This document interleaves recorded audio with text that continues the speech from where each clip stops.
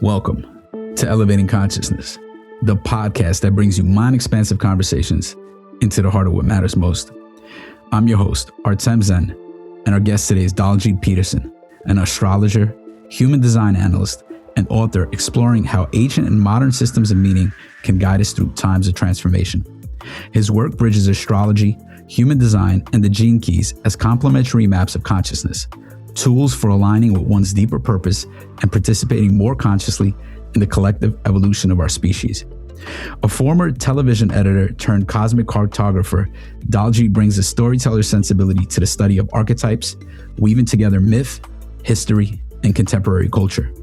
He's the author of Collective Souls, Generations, Astrology, and the Future of America, which explores how generational astrology reveals the hidden cycles shaping our nation's destiny and the emerging potentials of a new Aquarian era. You can find his writings and upcoming offerings on a Substack called Mutable Fire. In this episode, we explore how astrology was discovered and the lineages and traditions it has manifested through. Daljeet addresses some of my skepticism and lays out the foundations of astrology. We also touch on human design and how it ties into astrology. And finally, Daljeet shares some of the main ideas from his new book, Collective Souls, advocating for intergenerational communication and an understanding of time that is both chronological and astrological. Enjoy. Daljeet Peterson, welcome to the show. Glad to be here, Artem. Thanks for having me. Looking forward to this talk. Yeah, me too. And I just want to set some context before we dive in.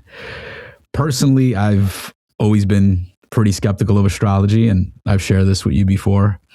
My experience with it was mostly limited to horoscopes, which often seemed to me to be written in such a way that they could apply to almost anyone in any situation. And then I came across, this was probably a couple of years ago, I came across Cosmos and Psyche by Richard Tarnas. And it really opened my mind to the possibility that there might be some genuine truth to astrology and the impact planets have on worldly events. And I began to think that perhaps astrology was like any other field in that there are practitioners of varying depth and skill. So perhaps what most of us encounter in mainstream horoscope columns is a kind of exoteric astrology, something designed for the masses, while there also exists a more esoteric, nuanced form of astrology understanding that offers real depth and insight.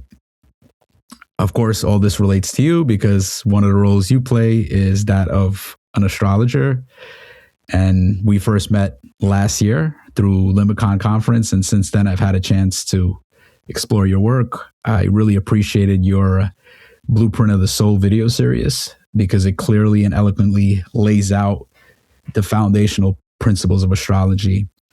I've also had a chance to read a new book, Collective Souls, which explores generational archetypes and how they're shaped by planetary movements and how that manifests in American culture and how we might work with those patterns more skillfully. So today I want to dive deeper into astrology in your book, but also into the broader topic of differentiation, which is related to typologies and this notion that we can better understand our uniqueness, our gifts, our weaknesses, and on a deeper level, our soul's purpose. I think this is an important conversation because so much of spiritual discourse focuses on dissolving into the cosmos, on recognizing the sameness and unity of all beings. And that's beautiful and necessary. But I also think it's vital to explore our differences, to understand how each of us is uniquely wired, because that's what allows us to fully inhabit and express our lives. So with all that said, I'd love it if you could kick us off by sharing a bit about your own journey into astrology. What were some of the significant moments or turning points that brought you to the work that you're doing today? Yeah, thanks for that great introduction. And yeah, certainly Richard Tarnas's book, I think, was a touchstone for a lot of folks. Cosmos and Psyche, coming from such a respected academic mind to put that in the frame of history and to really appreciate the archetypal resonance that this system offers. So, but yeah, my fascination with astrology goes back to middle school, really. And speaking of generations, I was born in 1970. I'm smack in the middle of Generation X. And so during my middle school years, my mom went to work full time and I became one of those latchkey kids. But rather than go home in the 3 hours after school and before they got out of work, I went to our local public library. And, it took me about a half hour to do all my homework. And then I had 2.5 hours to roam through the stacks of the library. And the section that I discovered was psychology, philosophy, mysticism, the occult. So I was obsessed with books on astrology and witchcraft and palmistry. And, this is the early 80s. And so there was a lot of really interesting material coming out during that time. So it just always stimulated my imagination, my fascination. I'm a left-handed Gemini, so I tend to be more right-brained in my orientation. So I didn't do well with logic or mathematics or science. I definitely struggled with those subjects, but the creative, the imaginative, the mythopoetic, if you will. So, my interest goes back that far. But it wasn't until my late 20s when I had moved to Los Angeles and a roommate was like, you need to talk to this astrologer. And I had my first real sort of professional astrology reading. Turned out it was almost exactly on the day of my Saturn return, something that I didn't really understand fully at that time. And just the insight cascade from that reading was just phenomenal. Like showing me parts of myself that I kind of knew, but I had never even been able to articulate, gave me a language for myself, gave me this map. This is you. This is your unique map. And, speaking to that individuation and uniqueness. And I've been studying that intensely ever since. So that's, 25 years ago now. So that's kind of where it began for me. Yeah. At a very young age, you were kind of picking up all these books and being exposed to this. And, you mentioned where I'm also a Gemini, not a left hand, I'm a right hand. So I think I tend to be more of a a very left brain. And I also feel like our culture is very like left brain. So for me, it's like, and, I also feel like I'm a very creative and artistic person as well. But I do feel there is this culture I'm embedded in of, modernity that's very kind of inclines left brain ways of knowing and thinking. And, I think those are valid and important. Right. And that's where kind of some of the skepticism comes about, addressing certain things. I am curious to know, how did people discover these astrological patterns? What are some of the significant thinkers around astrology through history? Is there like a lineage or lineages of astrological thinkers that have impacted you the most? Yeah, there is. And this is something I've been studying deeply in preparation for a new book I'm working on now. But I mean, we've been sky watchers as humans for probably our entire existence. We have records of, these Paleolithic cave paintings from 30,000 years ago where they've deciphered them and said, oh, this is a lunar calendar. These people are tracking the moon. And you can just imagine how prominent the moon would have been for, this archaic mind that we had, almost pre-literate, right? It would have been so powerful. Like they had no sense of separation from that experience. And, notice the patterns. Oh, it goes from full, it wanes, it disappears, it grows again about every 28 and a half days. I'm sure the women may have noticed it first because they noticed, this is very similar to a cycle that I'm familiar with inside of my body, the menstrual cycle. So I'm sure those were our first sky watchers. And it was not even proto-astrology. It was just existence, right? They were connected to the cosmos in a profound way.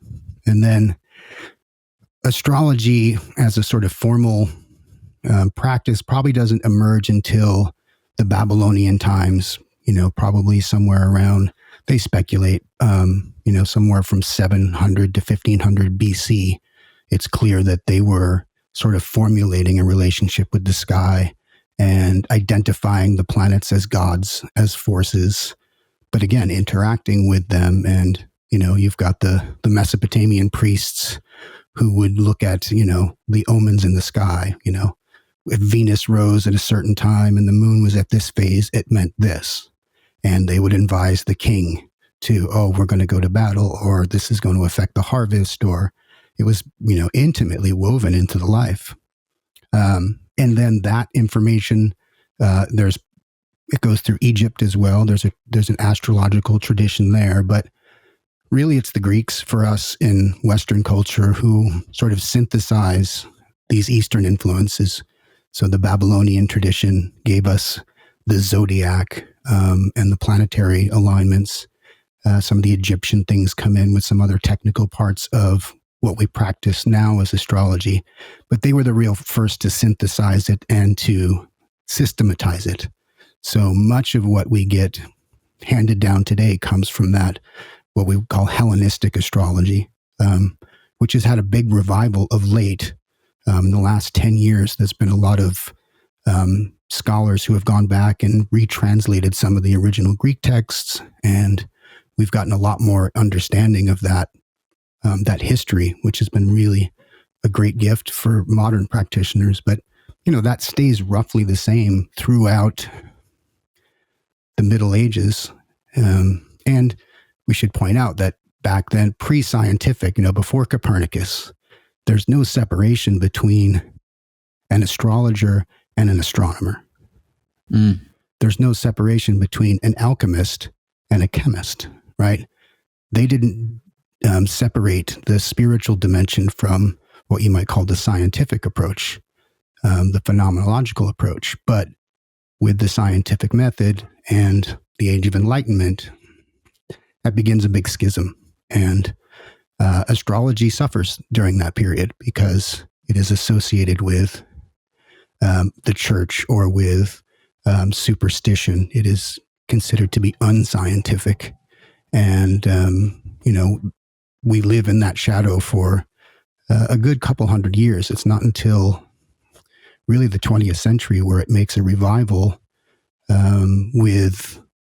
mostly with modern psychology. So Freud and Jung kind of bring back mythology, bring back alchemy, and astrology gets kind of smuggled in there. It's a little known fact that Carl Jung used horoscopes for all of his patients throughout his entire professional career, from the beginning till the end. And there's actually some really interesting, the letters were published that he had exchanges with Freud, and he mentioned this. He's like, essentially, I'm paraphrasing, but this is the history of ancient psychology is all encoded in astrology. It's really helpful. And Freud basically said, don't talk about that. You're going to compromise our ability to make this a legitimate social science. And, he had a good point there, but, he was still doing it up until the very end of his career. And so it kind of is smuggled in, and what happens in the 20th century is we get what's called humanistic astrology. So a lot of those psychological perspectives get folded into a really new kind of astrology. So it's more of the interior. It's more subjective. It's all about archetypes, and it's about personal growth. So it shifts from a focus on fate to free will. And so, but now we sit with all of these traditions. And one of the things I want to explore in this book is sort of an integral or meta-modern practice that says each one of these techniques, approaches, stages are valid. And I think astrology is an interesting thing to study because there's very few things that have stayed alive throughout, well, now 30,000 years of history, but at least the last 3,000, right? Very few practices that have survived throughout that whole period of human history. So it's an interesting one to study, and I think it's more valid and sort of useful today than perhaps ever before. Yeah, so it sounds like this was maybe some of the first ways that humans had to make meaning is to kind of look up into the sky and to notice the cycles. And, you mentioned there was this branch of Hellenistic astrology, which is becoming more popular. And then the Enlightenment, which, is creates this kind of, brings this kind of the scientific method, but then it kind of puts pressure on more symbolic, more subjective ways of knowing. And, you also mentioned that now it's like a humanistic, a more like subjective, and it's more about free will than fate. So that's also an interesting thing. There's a lot of questions that come up. I guess I am curious how you see astrology relating with religion, if in any way, because it does seem like this can be like a kind of a religion. And it also, I can see how astrology can be intertwined and can be impacting, certain religions. There's something you mentioned, you talk about like elements and stuff. So like, I know elements is like a huge thing in Buddhism, for example. So I'm curious how you see astrology, is it something separate from religion? Is it, because religion, in one way, we can think of religion as like a way to make meaning. Maybe it's also a way to bring us in relationship with what is unknown and what is mysterious. For sure. Yeah. And I think what it does share with religion is it's a belief system from, do you believe in astrology? Do you believe in God? Do you believe in reincarnation? So those are belief systems. But I think astrology is almost trans-religious. It doesn't conform to any one, right? That's one of the beauties of the system. It really, to me, is a psychotechnology. And so your chart doesn't care if you're a Buddhist or you're a Muslim or you're a Orthodox Christian or you're Jewish. It doesn't. Now it might say you have a propensity to have a very strongly oriented religious, philosophical, spiritual orientation in life.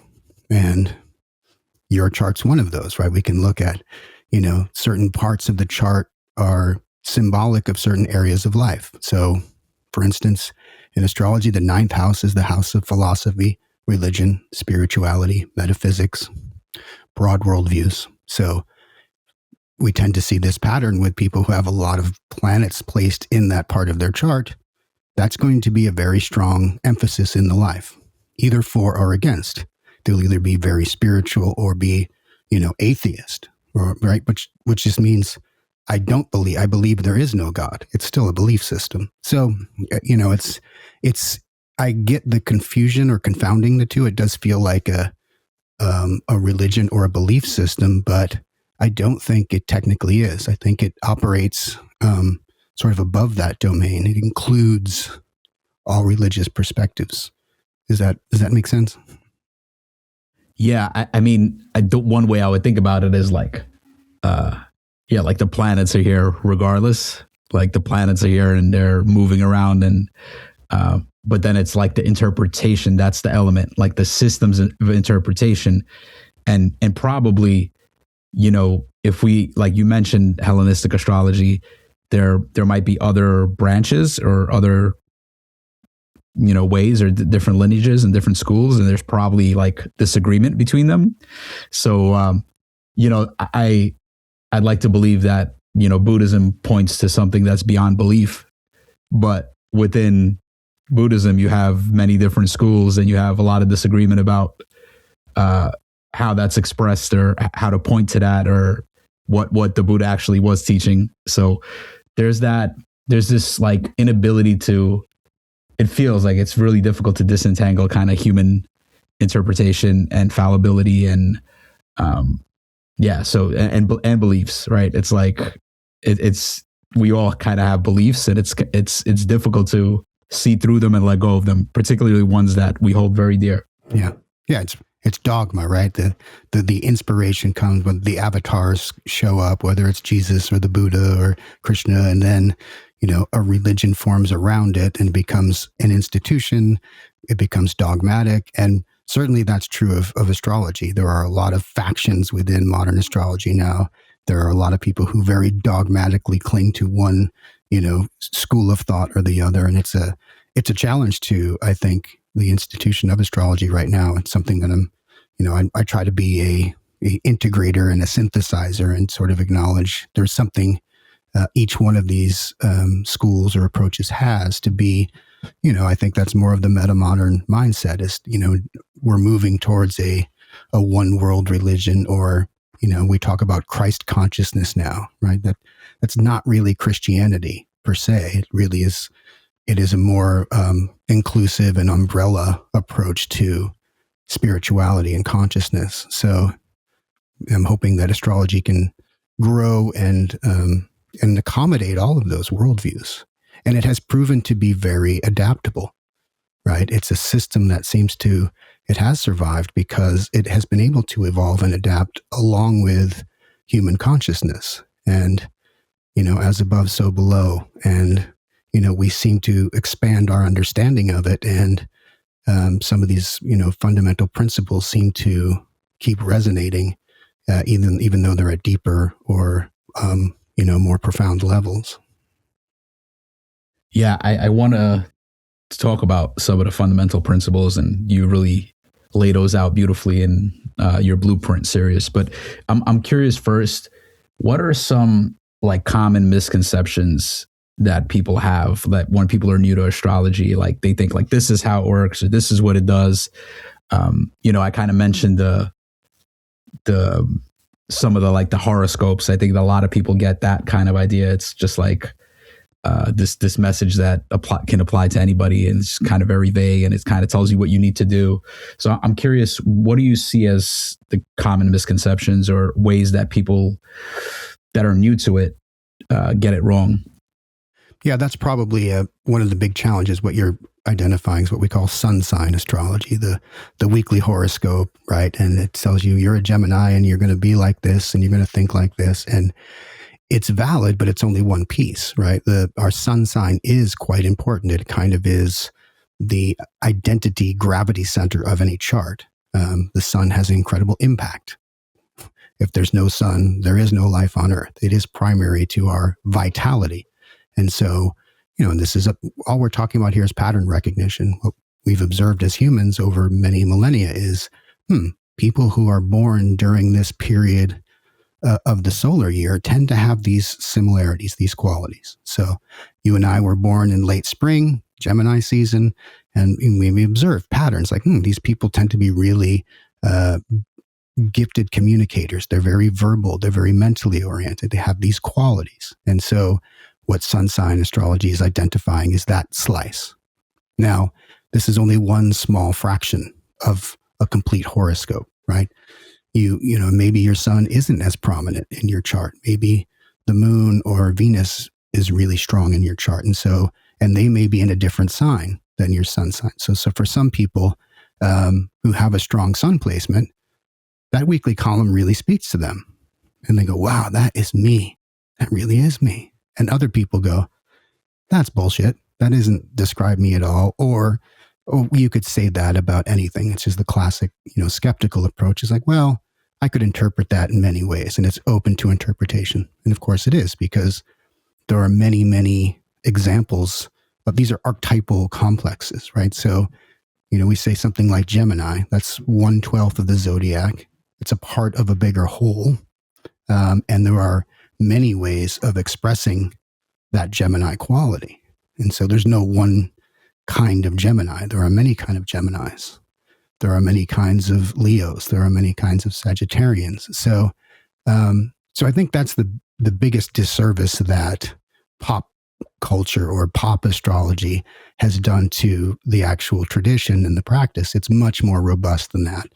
But it's like, as you say, anything else. You can get a pop psychologist who will give you some really shitty advice. Or you could go to a really studied therapist or analyst and could really be incredibly helpful. So, it's one of the things that I'm weary of, because there's a lot of bad astrology out there, just plain and simple.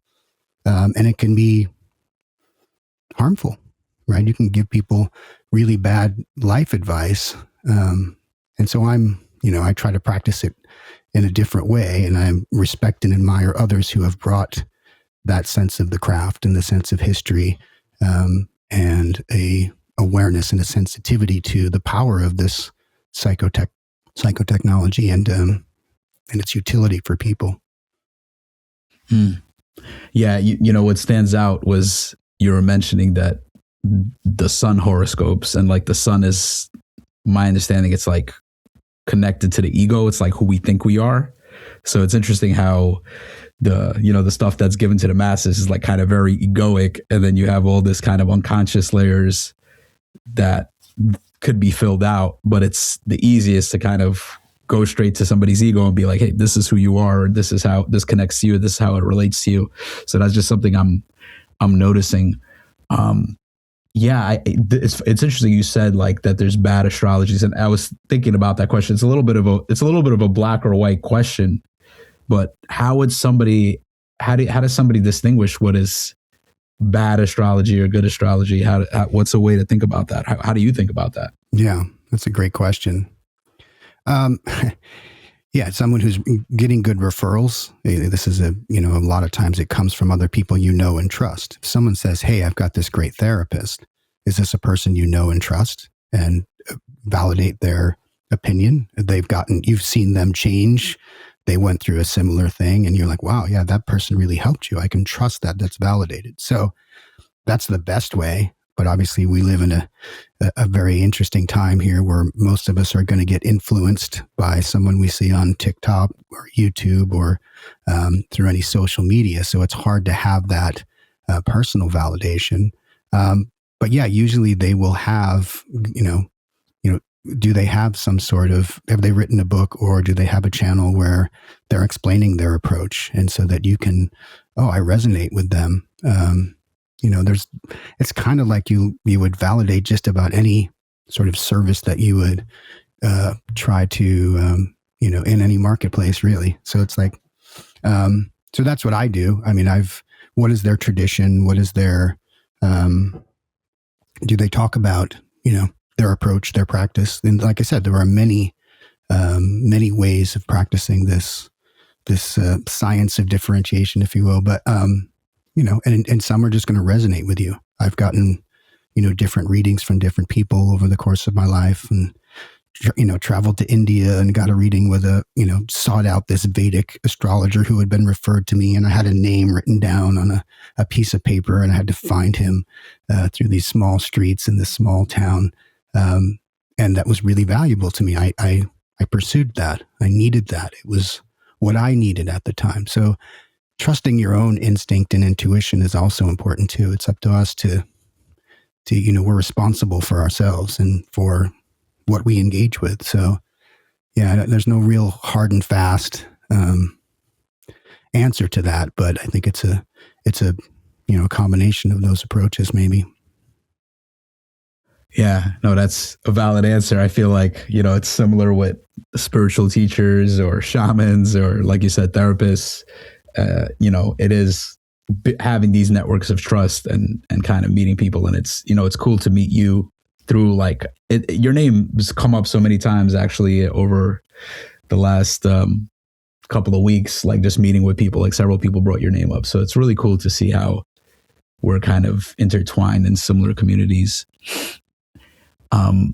So I wanted to kind of dive a little bit into the principles of astrology, like what does it consist of? What are these important principles? Yeah, what I love to do is break down, you mentioned the Blueprint of the Soul series, which was, to me, that's my sort of metabolizing of a lot of really good thinkers over the years, particularly from what I called that 20th century modern or humanistic approach, this elemental approach, right? And so there's these fundamentals. This 12 signs of the zodiac is really this beautiful, complete version of sort of an archetypal wheel, if you will. And even if we want to remove, these are that a planet moving through a sign has some sort of correspondence that's causal. Let's take that off the table. Let's just say, here's a system, here's a philosophical system or a metaphysical system that acknowledges there's these 12 archetypes that tend to cover the full spectrum of the human experience. Okay. And so then those are based on some fundamentals, which number one is the elements, right? And this is where astrology has a lot of overlap with philosophy and metaphysics. This again goes back to the Hellenistic period and the Greeks. So, Plato and Aristotle were deeply involved in some of these principles. But essentially, there's these four fundamental elements, right? And these aren't the elements from the periodic table that we learned in high school chemistry. These are almost more archetypal. And it's, fire, earth, air, and water. And so it's a quadrature, and each one has a certain quality to it. Fire initiates, earth grounds, air transmutes or distributes, and then water contains in this almost emotional quality. So, we talked about Jung earlier. This maps right onto his four psychological functions. And I'm pretty sure his development of those was influenced by these, four elements that are in astrology. They're part of alchemy. They're part of, Greek philosophy. But essentially, fire is intuition, right? And you could say water is emotion, air is intellect, and earth is more feeling and body, right? And so sense. So intuition, feeling, sense, intellect, those are the four elements. And they have a special relationship. Fire and air are compatible. You want to feed fire, fan the flames, right? They both have this quality of an upward movement, an outward movement, the sense of levity. And it adds a dimension of polarity, what the ancients called masculine and feminine, this idea of gender. But of course, we could use the terms like yin and yang, right? That's just one is a more outward moving force, what we would call masculine or levitational, up and out. Fire rises, air moves, right? Contrast that with earth and water. These are more grounding forces, right? Water will always seek the lowest level, right? Ground is literally the lowest point. So they are more gravitational in their nature. They are more receptive, more feminine, more yin, if we want to use that frame. And so that is how the wheels are constructed of the zodiac. So each zodiac sign participates in one of these elements. It's based on an elemental foundation. Now that's dividing 12 into 4. The other fundamental is what's called modality. And so each sign is either one of 3 modes. It's either cardinal, which initiates, or fixed, which contracts and stabilizes, or mutable, which then changes and evolves. And so this is another observation of a sort of natural process. So, something that is initiated, it has this, you would say, centrifugal force. It moves from the center out. It's directional. It's like, oh, I have an idea. I have a spark. The 4 cardinal directions, right? It moves outward. Then the fixed sign will come and follow and say, ooh, that's really good. But this was generated by this cardinal energy. Let's contain that. Let's pull it in so that it can be more useful, more functional, right? This is what the fixed signs do. They fix.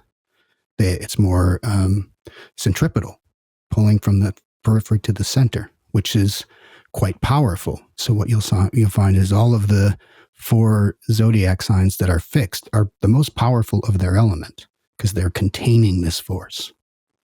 And then, that becomes too rigid. It becomes dogmatic. It becomes whatever, and it needs to mutate. It needs to evolve. So then the mutable sign comes in and says, let's spread that out. Let's break up that rigidity and let's disperse it again so that the next cycle can then begin. And the next cardinal sign comes in and starts the cycle over again. So that's a really elegant, basic fundamental approach. And if you can understand that, that each sign is based on an element and a mode, and each one partakes of a unique combination of those two. So, we're Geminis. Gemini is mutable air. It's the only sign that does that. So it takes the element of air, which is intellect, and takes the mode of mutability and says, I need to share this. I need to disperse this. And that's why Gemini has this quality of being both intellectual, communicative, sharing ideas. There's this desire to spread information, ideas, thoughts, communicate. It's very verbal. It's very relational, interactive. So that's what I love to teach people who are coming to astrology. That's what has informed my understanding at this fundamental, elemental level that really makes it much more robust and sort of applicable, So, for instance, I'll look at any sort of 4-part theory and I'll run it through this paradigm of the 4 elements. I'm saying, does this match? And I've done that with, you can do that with Jung's types. I've looked at Vervaeke's 4 Ps and I thought, does this map onto this quadrature, this basic fundamental framework? Or, many of these, theories and frameworks. And it's interesting to see how fundamentally they will align. Or if they don't, why is that? Is there something here that's new? Is there something that's off? It's a great, it's become for me a great analytical tool in some ways to look at other sort of frameworks and models and see how they fit into this very fundamental one. Yeah. Just what's popping up is I'm curious how you would, where would you put the elements in the integral, the quadrants, like which quadrant is which? I'm just curious if you ever thought about that. Oh yeah. Those, I don't think that gets into elemental, because what I would say is developmental stages tend to follow more the zodiac wheel in terms of the 12 houses, which is a different sort of mapping system. So any developmental lens I tend to put on the wheel, not necessarily the zodiac, but the horoscope wheel. So there's 12 signs. Every horoscope also has 12 houses. And that part of astrology tends to be developmental. So, I've tried to map all kinds of developmental cycles to that, from, Piaget's stages to, integral spiral dynamics. Some of Benita Roy's work when I was taking her course and or, following her on some of the YouTubes that she presented, I was like, how does this map? And it often does very, very nicely. And so this is, it's one of these frameworks. I like to say that astrology is hiding in plain sight throughout a lot of what we would call, psychology and developmental psychology and spirituality and sort of all of these domains. So, that's the fundamental basics of understanding the zodiac. And the polarity is important too, so that, then there's the 2, that masculine, feminine. So it goes, every other sign goes from changes polarity, which also creates this very elegant system around the zodiac wheel. So, all the fire and airs are masculine, all the earth and waters are feminine. They have this either up or down quality. You put the mode, add that factor, and then you really get a sense of, I understand these signs now. So the 12 signs have a deeper purpose or structure or meaning. What's coming up right now, I'm wondering, how do you think about the mechanism? Like, the way I think about it, right? Is it the planets have a particular energy, like it's an energy field, and when they align, it's like there's a certain energy. So you're kind of pulled in a particular direction, and that's kind of like, well, this is the archetypal theme. And when these planets align, it's like this theme is most likely to happen. Now, the way that's going to play out in any given person's life or in history is there's many other factors, but there's something, it's like we can say there's like an energetic pull. Is that the way you think about it? That it's like an energetic pull, or it's like that's how the planets are impacting us?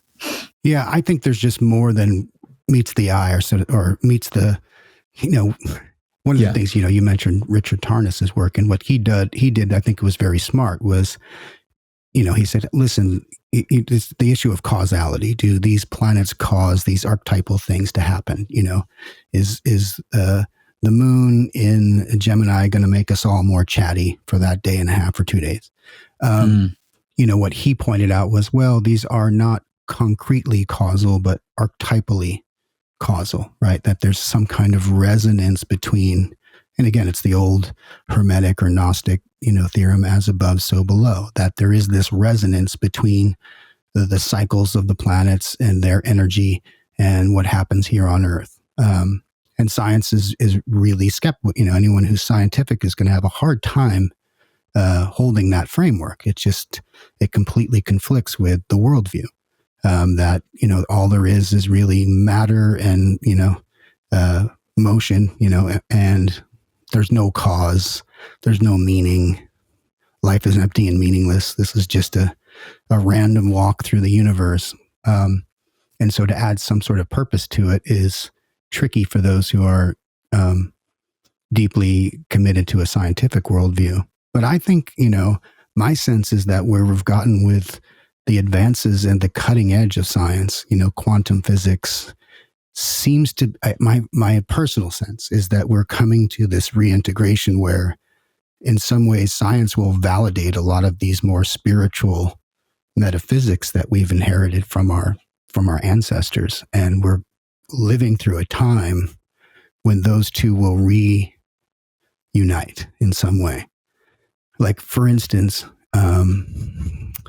they recently discovered that the sun flare cycle was actually connected to, there's certain times when Jupiter and Venus are in a certain alignment, can actually trigger an increase in sun flares, for instance. And this is, scientifically observed. And things like that are interesting to me because, first of all, Jupiter and Venus have this special relationship in astrology. They're both known as the great benefics, and they have a relational dynamic. And in certain configurations, it causes certain conditions. And so to observe that scientifically, I think is really interesting. So, my personal intuition, I have no evidence for this. This is just how I orient to my experience of the cosmos, is that everything is alive. Everything is conscious,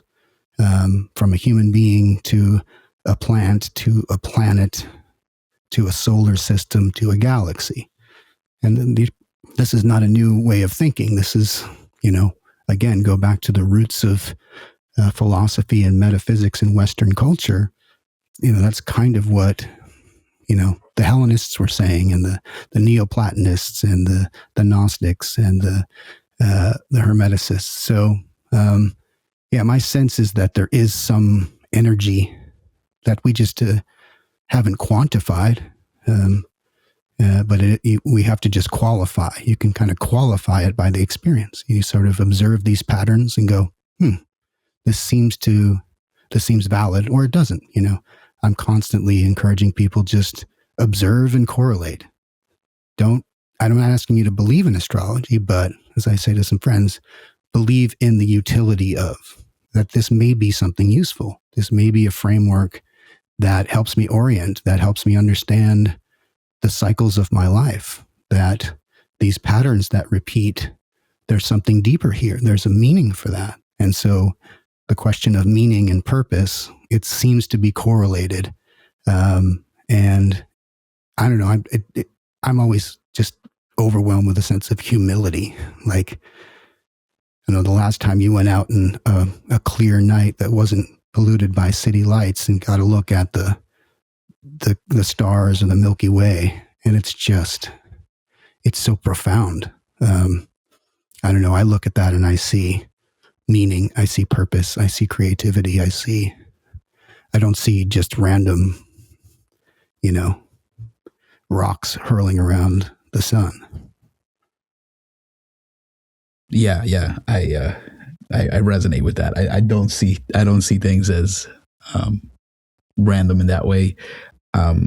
I think the other thing I'm thinking about is, maybe this is how some people think about it is, you can't, a lot of the stuff is not falsifiable, and people have that. And obviously there's a lot of things that are true that can't be, that or might be true or are true that can't be falsified.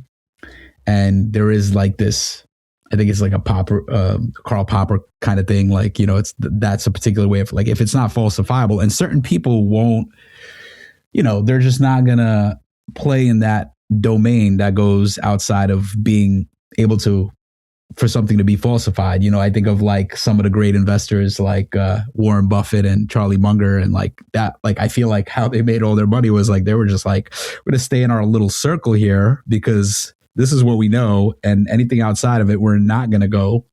So it seems like here is really like stepping outside of, concrete predictions. And it's, you probably wouldn't hear astrologers say something like, well, you're going to lose, this is more, I guess, like a fortune teller. You're going to lose your job. They wouldn't do that either, though. But you're going to lose your job on December 15th, right? Or something like that. They would probably say something more along the lines of, there's going to be a period of, challenging your self-worth or something like that. Right. Disruption in your career, your vocation, right? Yeah. This would be yeah.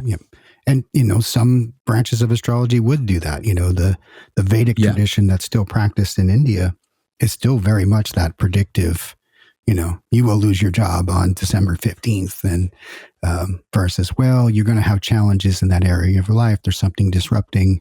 Those are two different ways of interpreting the same phenomenon. But to your point about, non-falsifiable, right? That's, this is a perspective that, I'm a big fan of Terence McKenna's work. I don't know if you follow him. I've listened to his lectures. He's like my nighttime bedtime stories. I'll just put on one of his lectures and fall asleep to it. And I've been doing that for decades. So I've got to switch him and Alan Watts. Those two. Yeah, Alan Watts for sure. But, he helped me really understand and put a context into the scientific method, which is itself is creating a very small box within which it operates. And it does a very good job of it. Let's just, I'm not anti-science, right? I believe in the value of it, but you have to recognize its limits as a belief system as well, right? It is a kind of belief system. And he always points out that if, the creation story of science, the Big Bang Theory, he kind of humorously acknowledges, like, it's the most outrageous story of all of the creation stories in some ways, that, for no reason at all, out of an infinitesimally small space, that the whole universe is born. But what they've done, the scientific method is just to look at, what Aristotle would call the material and the efficient cause. Like, what is it made of and how does it interact, right? E equals mc squared, energy and matter. Whereas the other two dimensions of what is causal is, what Aristotle called formal cause. What is it? What is it? And final cause. Why is it? Right? So when we get into issues of what does it mean? What is our purpose? Well, science has no answers for that. By design, it's not supposed to. It doesn't allow those into its domain. So it says take those factors out, and we could say what it's made of, how fast it moves, and it does a really good job of all that. But ask science, well, what does it mean? Why am I here? What is the purpose of this? It has zero answers, and that's fine. So that's why I think having both of these systems, that's why we have metaphysics. That's why we have spirituality. That's why we have religion. That's why we have astrology. And they don't, one doesn't cancel the other, and this is the left brain, right brain thing. If what McGillicrest talks about with the master and the emissary, right? The left brain tends to ignore the right brain and say, I know, I got this. I'm logical. I don't need you. Whereas the right brain recognizes, there's something to be gained from both of these perspectives. And so that's kind of how I use astrology in my life, is to say, yeah, this is a really useful framework for me. It's helped me recognize myself, understand myself better. It helps me understand my relationships, my significant others, my family, my siblings. Helps me understand how the world works. Alerts me to these cycles that are unfolding, that takes me out of myself and out of a short-term perspective and says, there's something bigger unfolding here. I can look at 12-year cycles of Jupiter. I can look at a 29-year cycle of Saturn. I can look at an 84-year cycle of Uranus and say, oh, there's different things that unfold over different lengths of time, these cycles that hopefully are spiraling, that we come back to these points and they're similar but not the same, and that it supports this growth and evolution and development and purpose and meaning. That's invaluable. Yeah, for sure. So I'm curious, there's another typology system you work with, which is human design. And I've been hearing this, it's been bubbling up, and that one, and I think Gene Key's another one I've been hearing kind of a lot. And this, this kind of now goes into the broader field of differentiation. And I'm just curious, how does it relate to astrology, and what are its unique contributions to this exploration of differentiation? Yeah, it's a great question. And it's a whole new system, although it's another one of these integrative systems, very much so. So human design, which was this thing that was a transmission, this guy, Ra-Uru, who had this, mystical experience in the island of Ibiza in the late 80s, and just got this download. I would actually call it an upload, because he actually claims it came from a sort of a subterranean entity that he calls a voice.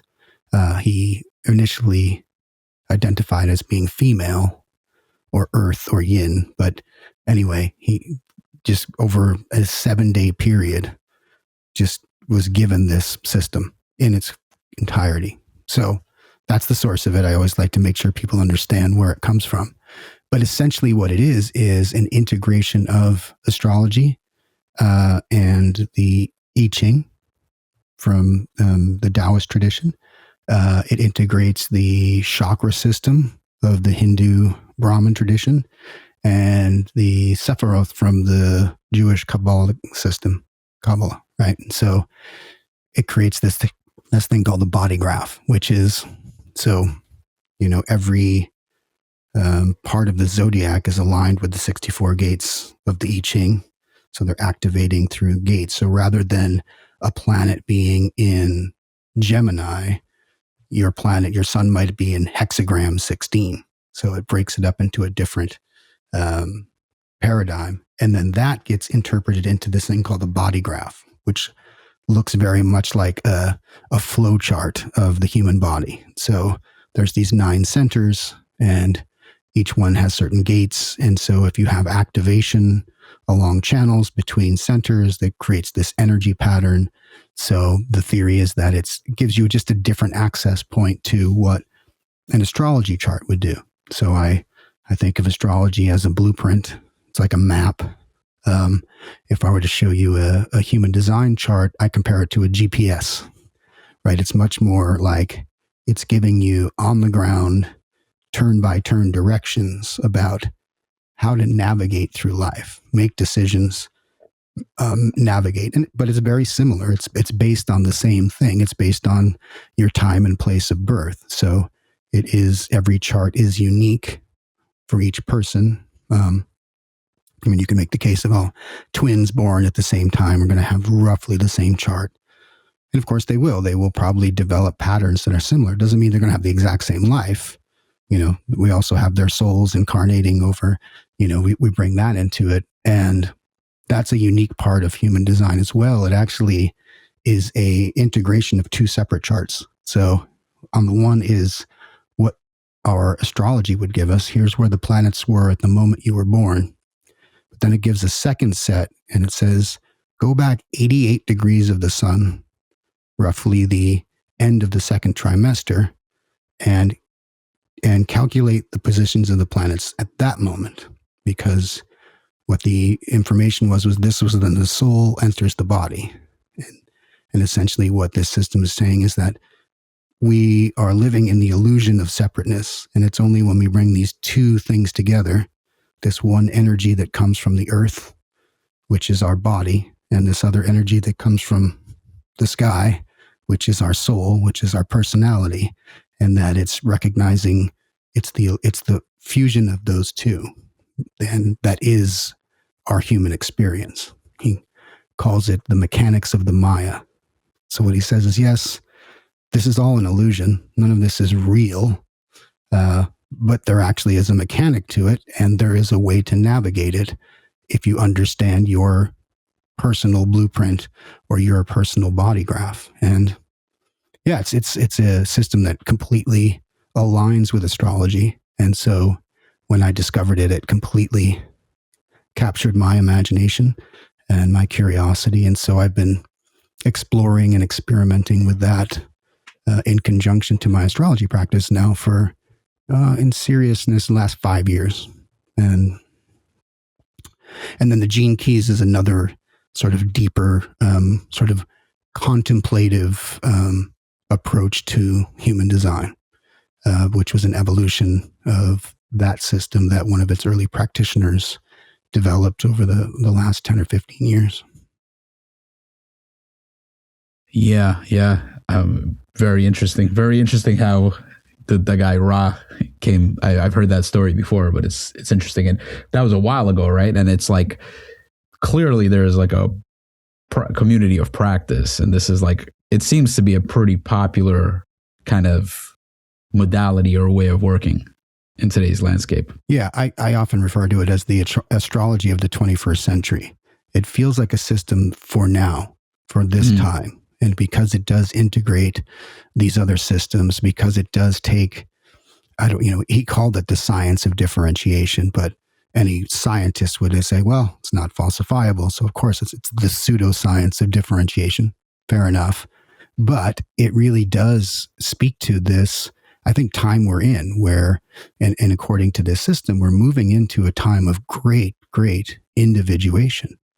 That, the old tribal collective is sort of dissolving, and that his prediction actually is in 2027, this major epochal shift happens, and we are moving into a time of, the individual and sovereignty and agency. And so, the language of it has this very modern or postmodern or metamodern even sort of tinge to it. So for a lot of people, it resonates. And so for like a lot of times I'll get a client or someone who I'm trying to give some guidance to, and they're more skeptical. And they're like, yeah, and I'll look at their chart and I'll see, they have a lot more logical circuitry or something like that. And I'm like, ooh, I think this system would actually speak to their listening better.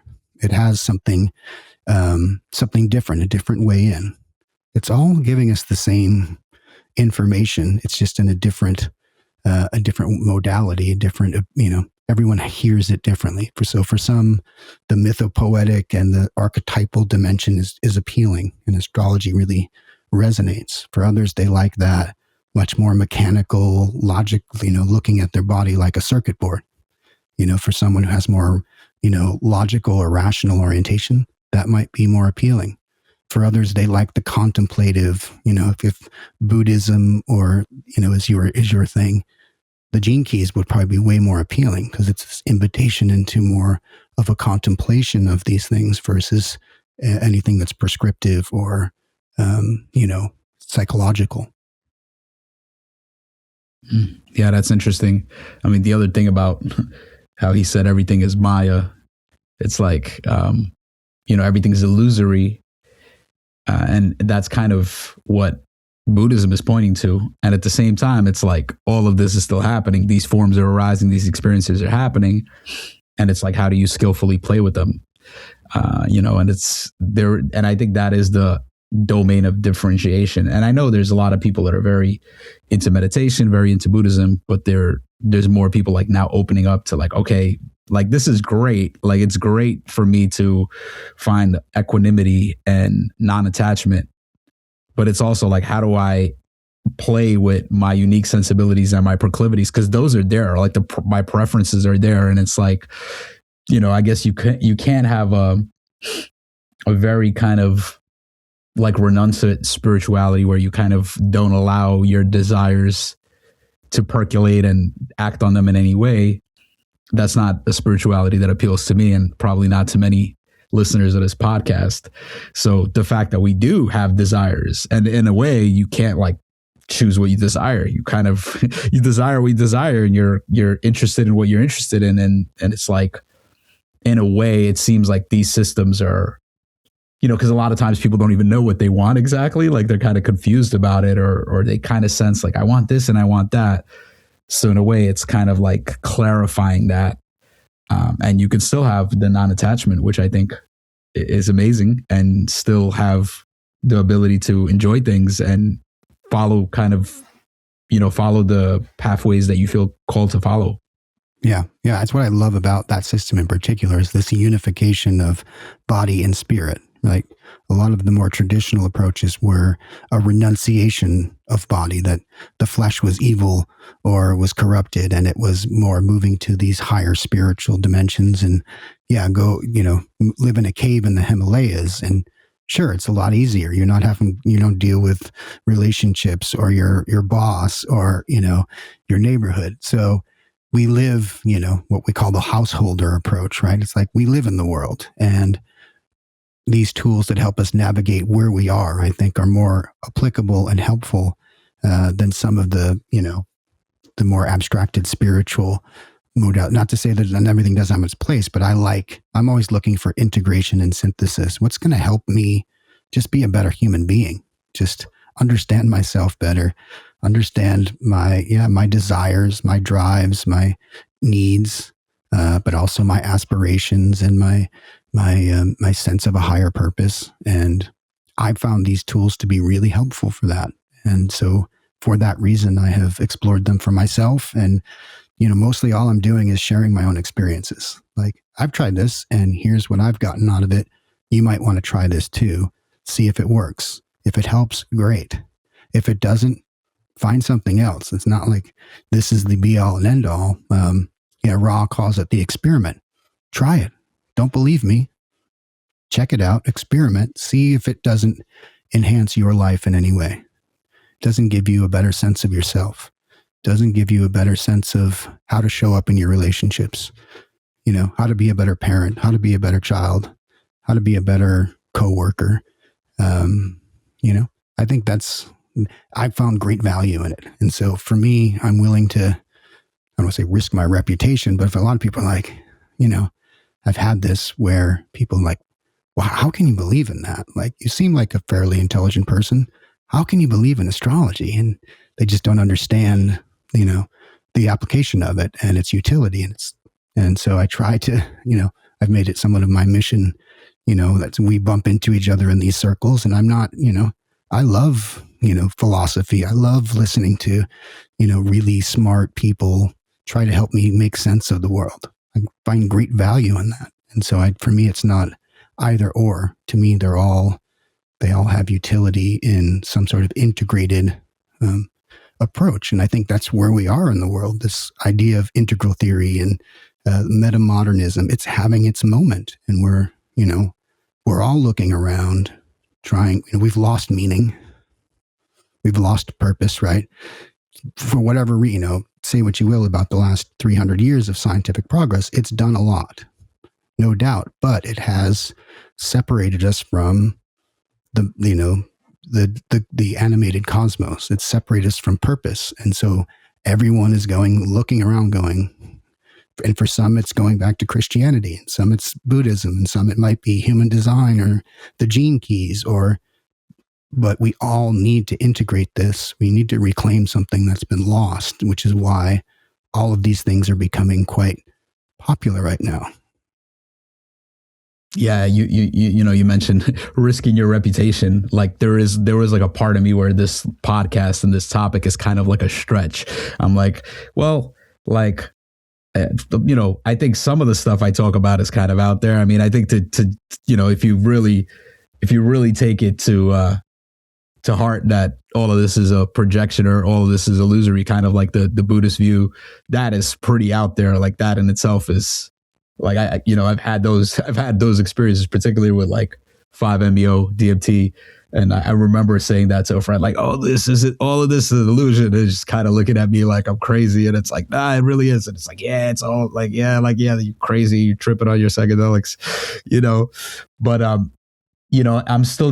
I'm not sure where astrology fits in my life and where it will be useful. I'm kind of very new to it. But I will say, I really appreciate you and I really appreciate the humility you bring. And I think that's what I'm interested in. It's like if I meet somebody and I feel like a genuineness and a humility in them, like I don't care what they're talking about. I was like, let's talk about this because I don't feel like you're trying to trick me or something or get me to believe something. Like you said, you're sharing your experience. And I think people listening to this podcast will get that. And regardless of how much astrology resonates with them, I think they will feel that sense of humility. And I think that's important. So I just wanted to reflect that. And I also want to give you some space to talk about your book that you started mentioning that you're already working on another book. And that's what I find it's interesting a lot of times where I'm interviewing somebody on their book, like they wrote the book and they're already working on a new one. So they're like thinking about this new book. But I'm curious if you could kind of give an overview of what this Collective Souls book is about. Yeah, it's an attempt to fuse both generational theory and astrology in a way. And these are two systems I've been observing and been fascinated with for, again, the last 20 years. As I mentioned at the top, I'm a Gen X member of that generation, came of age at a certain point, and there was a book released in the late 90s called The Fourth Turning. I don't know if you've heard of it. These guys. I heard of it through your book.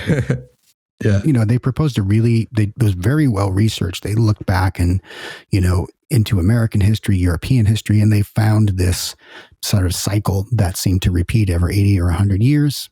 And they identified these 4 generational archetypes.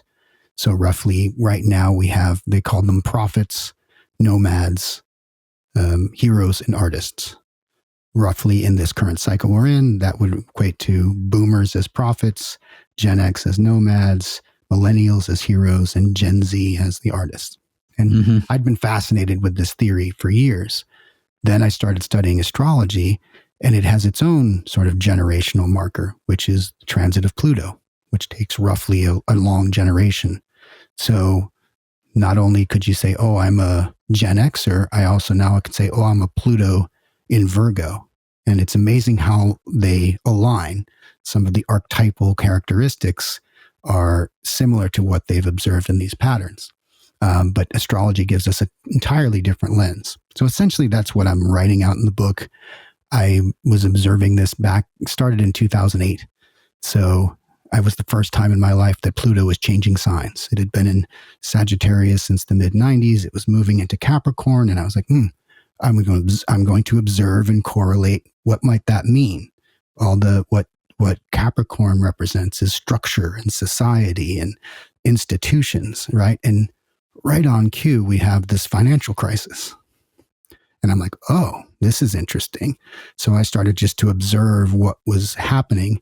And, I sort of lived through that for the last, 12 or 15 years. But during COVID, something really clicked and I started to see some things differently. I started writing a series of articles about this. And so this book is a result of that. But essentially, it's an invitation to understand where we are in our story. So, the generational model gives us this historical framework. I call that chronos. It's like historical time. But when you add the astrological perspective on top of it, I call that kairos, which is soul time. So yes, we're all here for a reason. Every generation has something to bring to the table. And in our culture, there's a lot of talking down to or past generations. We've become memes, right? Like, okay, boomer or okay, zoomer, or there's not a real dialogue between generations. And this is something, someone like Zach Stein would talk about, this loss of intergenerational transmission. We no longer have the respect for our elders or the admiration of our youth to say, this is a new generation. They're bringing something to the table. They are going to grow and mature, and they have a gift, right? So every generation has a gift.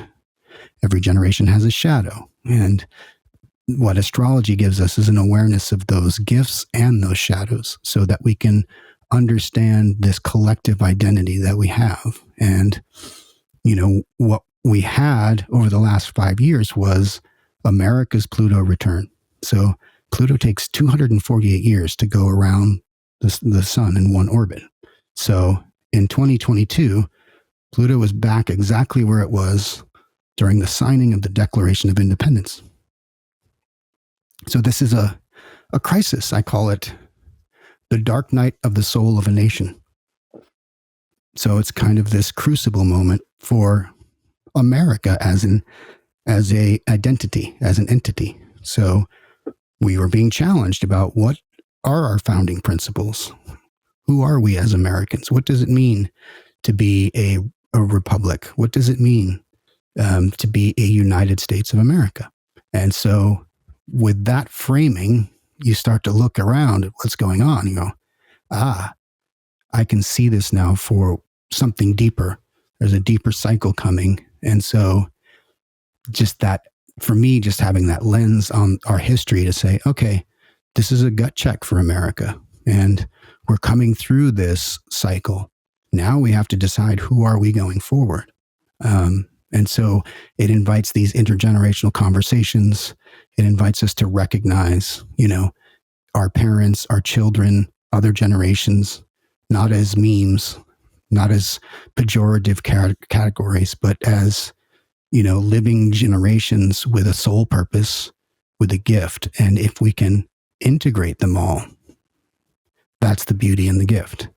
Astrology at its fundamental level is showing us there's four elements showing up here. There's different qualities that each of these generations is bringing. Let's recognize each other. Let's value each other. Let's support each other. And so, I say it's the future of America, but it is. I feel like, that's a piece that's missing. So we're not having dialogues. We're not having conversations. So it's an invitation to restart those conversations at a soul level more than just at a cultural level. Yeah, I'm curious if you could share like these archetypical patterns of these 4 generations that you mentioned, the baby boomers, which are the prophets, Gen X, the nomads, the heroes, millennials, and the artists, Gen Z. What are like their unique gifts and challenges of each of these generations? Yeah. So it's simply, what you have to realize is each one is born into a different part of the cycle.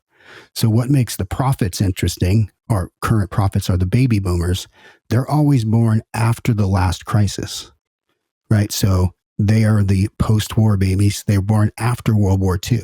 So that cycle was resolved. They're born into what's called a high. So faith in institutions is restored. There's a sense of expansion and possibility and prosperity.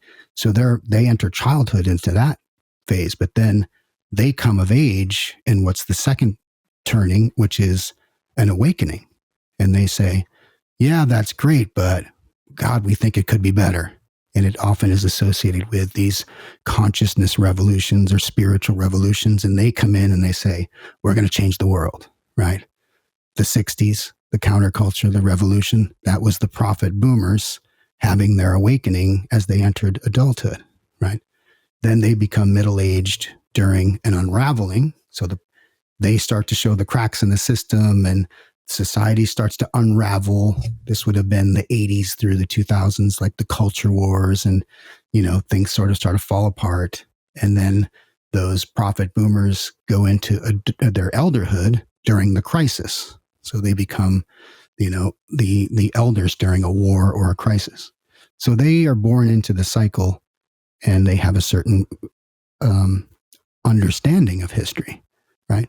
Now, take Gen X. They're born during the awakening. So when the boomers are having their cultural experience, we're just kids, right? The nomad Gen X comes of age during an unraveling. It's a different kind of world. Things are already starting to fall apart. They see it differently. They don't believe in any of the institutions. They really feel like they have to go it alone and are sort of take care of themselves, right? Then they become middle age during the crisis, where I am now as Gen X, right? In this period, we're sort of trying to manage it and hold society together. We will enter our elderhood, presumably during the next high, right? Then you get the millennials coming in. Well, they're born during the unraveling, right? So like everything's already kind of fallen apart for them, and they have it tough because they enter their young adulthood during the crisis. So things come on, things are challenging. Now, the reason they're called the hero generation is because historically they have been the ones who fought the war. So the previous hero generation were the GI generation who fought World War II, right? And so they're having to fight and win or whatever, and then they get to establish the next cycle on their values. And then the artists, Gen Z, are born during the crisis, so they don't have a part to play in it. They don't come of age until after the next cycle starts. So you start to see where in history were you born into. That's going to give you an orientation to how you see an entire cycle. So right now, our boomer elders have sort of observed, they've lived through this whole cycle. And ideally, they become the wise elders who guide us through the crisis, right? But what we're dealing with now is we don't know, are we through the crisis yet? Or has it not resolved yet? And so that's kind of the moment in our history where, like I said, typically this, war to end all wars, whether it was the Revolutionary War, the Civil War, World War II, it usually punctuates a cycle and a new one starts. So it's uncertain right now. It's like, are we through it? Was COVID our crisis? Was 9/11 our crisis? Was the Great Recession our crisis? Were those all together the crisis? And are we now entering a new high? Is this the age of Aquarius? Is this the age of AI? Is this already the beginning of a new world? Or are we still in the crisis and this is actually the signs of whatever the next war will be? We've got talk of, World War III and things like that in the culture. So it helps us to sort of see these cycles of history and identify with where we plug into it. So, for you, how do you identify generationally? I'm a millennial. Right. So you're born in the 80s. You come of age when things are already kind of unraveling, right? And now your generation had some hardships. Like you come into the job market and it's a recession and all of the values and promises aren't there, right? And so what are you fighting for? What is your war to win as a generation? It's an interesting perspective. And, but then I would also say, well, most of you guys are this Scorpio generation who are intensely emotional and intensely oriented to power dynamics and identity politics and things of that nature. Like it's part of your soul mission to bring these things into the culture. So if you can see both of those lenses overlapping and interacting, you get a much better sense of why you're here, because I saw this from my generation, like we were slackers. We were never going to amount to anything. And then I witnessed the same thing when your generation came of age, like, oh, they're entitled and they're coddled and, they're never, and it's like, nope, these are, wait till they come into their power. This is going to be a very, very forceful generation. And I feel like your generation is. I see the strength, the power, the gift. There's an emotional power to your generation, right? Fixed water. It's the most powerful of the water generations. You were bringing something about dynamics between people, fairness, and political. There's a strong political bent to this generation. That's why we talk about your generation a lot in politics and the impact you're having on society. So, I just think it's a fascinating lens to take, and it helps me see where we are. It helps me value and appreciate your generation. I look at Gen Z and I don't see these kids who are, living in their screens. And I see Sagittarius. I see these really inquisitive, thoughtful generation that's going to be, our new philosophers in many ways. They're going to really change our outlook. They're already doing it. And they're just now coming into their young adulthood. So it also gives me faith in humanity, which, I'm a guarded optimist. I'm critical, but I have hope in humanity. And this is part of the reason why. Yeah. What are your, you mentioned, I think some of the calls to action for each of these generations. Can you share those? Yeah. I mean, right now, I obviously I know my generation the best, right? And I've been calling us the cosmic sleeper cell. We've lived in the shadow of the boomers our whole lives, and they really love to be on stage, right? They're Pluto and Leo. They don't want to give up power. But guess what? It's time, right? We've had these aging boomer presidents for, since Clinton. We've been under boomer leadership. Obama was the one exception. And so it's just time for them to move on, to pass on the baton and say, okay, we did our best. It's time for this next generation to take leadership, which would be Gen X.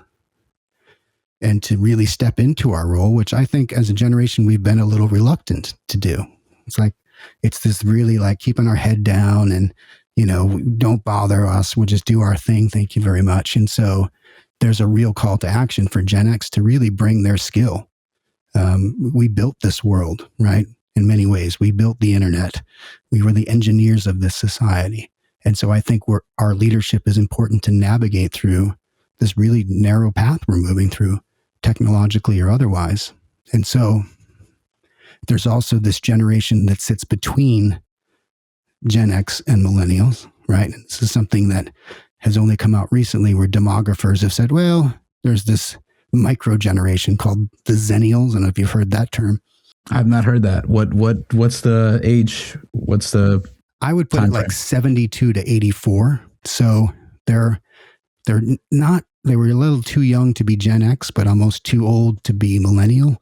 And they didn't identify with each, but they sort of were born in the analog world, but were really the first to come of age in the digital world. Well, it turns out that lines up perfectly with Pluto and Libra, this sub-generation. So they're the bridge builders, right? Libra is all about relationships. It's all about fairness. It's all about equity. So this was the generation, as they came of age, we got the Marriage Equality Act, right? That is part of their soul contract to say everyone has the right to be in relationship with who they want. It's fair, it's equitable. So they're the great bridge builders. They're the great diplomats. They're the great negotiators. And they sit between Gen X and the millennials in many ways. So they are sort of negotiating these two powerful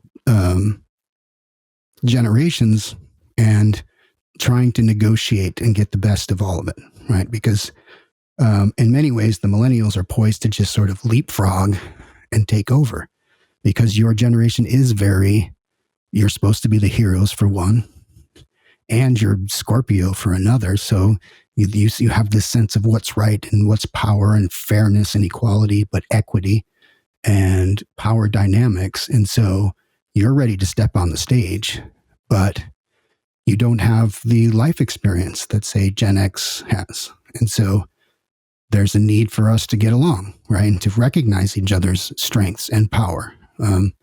So that would be my advice is know you're powerful, but respect and take the advice, take the guidance of Gen X and recognize that together we could really solve some problems. and, Libra in between, sort of negotiating and sort of making sure the channels of communication open up again. They're really critical, I think, is these Zennial Libra folks right now I'm really relying on to step up and to recognize themselves as the bridge builders of our culture. And then Gen Z gets to, come of age, and we need to give them the space to room and to grow and to say, yes, you have these high ideals and aspirations, but make sure they're grounded in reality. And again, get the wisdom from your elders. Respect, ask the questions, There's a beautiful symmetry between the boomers and Gen Z. They're both fire generations. So they're kind of the next octave in a way. So, I would love to see more intergenerational transmission. Let the boomers give us your wisdom, give us the life experience, give us the guidance, these sort of programs that allow us to have that connection. We're missing that. And it's showing, I think, the loss of that continuity, which we had from many generations, is only broken down quite recently in this modern world we live in. And so, I'm just advocating for a return to that respect, admiration, that we are all together here. This whole stack has something to contribute. And so recognizing where you are in that cycle, bringing your generational gift, and participating and acting as if. That would be my advice. Yeah, something I've been sensing into is, you mentioned power a lot, and that's, I feel like, a big kind of dynamic. It's always a big dynamic, but I think especially in today's world, and there is this notion of like, there are people that are like not willing to give up power. They just want to hold on to it. Your Putins and certain people that just kind of like, well, I don't want to let go of this. I want to have this power. And for some of those people, it's time to step down. But then also you have other people that are like prematurely grabbing, and like before they have the kind of expertise and they actually know, and they want to like dismantle, the elder or whatever. And it's just this notion of mutual respect and knowing, how to transition skillfully. And like, if you are that younger generation and you're moving into power, it's like using the guidance of the older generations. And, if you're an older generation, kind of knowing like, okay, like I do have the experience, but there's something fresh and emerging here. There's a capacity that these younger generations are sensing into it, or that they have that we don't. So I think, this notion of having mutual respect and being able to communicate across generations is really important. Yeah, because there's this intense like burn it down, right? That's some of that millennial energy, and I get it. Yeah. Right. But then Gen X is like, well, there's actually some real value in some of this. Yes, it's flawed and it needs to be changed. Absolutely. Yeah. But let's not just burn it down and throw the baby out with the bathwater. Let's recognize what's working. Let's address what's broken. And you guys are, we're going to hand this to you in another 15 or 20 years. So let's work together so that the world we're giving you is one that you can actually thrive in, rather than just kicking the can down the road and going, well, we're going to get ours. You guys will figure it out. And that's kind of what we've gotten into in the last cycle. And I think we need to sort of solve for that problem. Beautiful. Well, Daljeet, this has been a fascinating conversation. We really dived into some of the basics of astrology, some of the foundational principles. You kind of shared some of the lineages and kind of where astrology comes from. And I got to pepper in some of my skepticism. And you were very generous in receiving that. And we also touched on human design and just differentiation and typologies in general. And also you got to share some of the main ideas from your Collective Souls book. Is there anything else you want to mention or speak to before we wrap up today? No, I just would, gratitude to you and thanks for your generosity and willingness to explore a topic that might be, out of your domain and risk your reputation. I hope that your listeners will get something out of it and will take the same approach, Don't, be open-minded to it. Try it out, see how it fits into your, ecology of practices and your other psychotechnologies. Check it out. It might be something that could add value to your framework and your worldview.